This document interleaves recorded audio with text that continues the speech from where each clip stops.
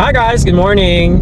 Na-experience nyo na ba, lalo na sa mga ambisyosa dyan, mga ambisyoso, char, na-experience nyo na ba na after nyo magpa-rebond ng hair is, after 3 days, bumalik yung hair nyo sa dati, or nagkaroon ng wave, or parang halos walang nangyari talaga. Guys, pagka ganon, especially po sa mga may kulay yung hair, minsan tinitake in consideration po kasi ng mga stylist na it's better na mahilaw yung hair nyo kesa po masunog nila. So pagka ganon, ibig sabihin hindi lang po siya naluto ng maayos sa gamot or siguro sa pagplancha, possible.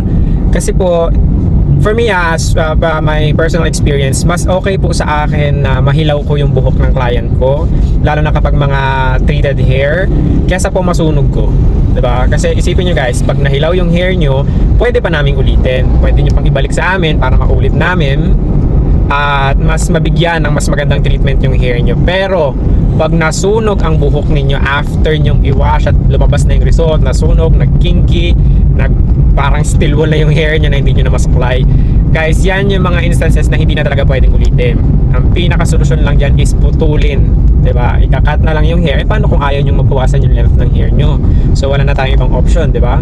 Yun na lang, para ma-manage nyo lang na maganda yung hair nyo, we need to cut yung part ng mga or yung mga portion na nasunog na ng gamot.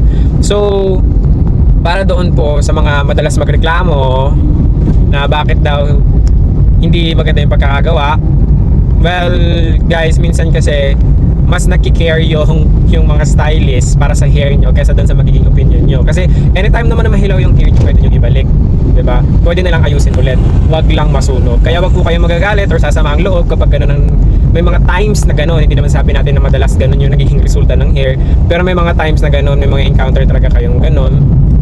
So, kahit pa paano, meron pa rin kayong chance na maayos yung hair, diba? So, wag po kayong magagalit kasi pwede nyo ibalik yan.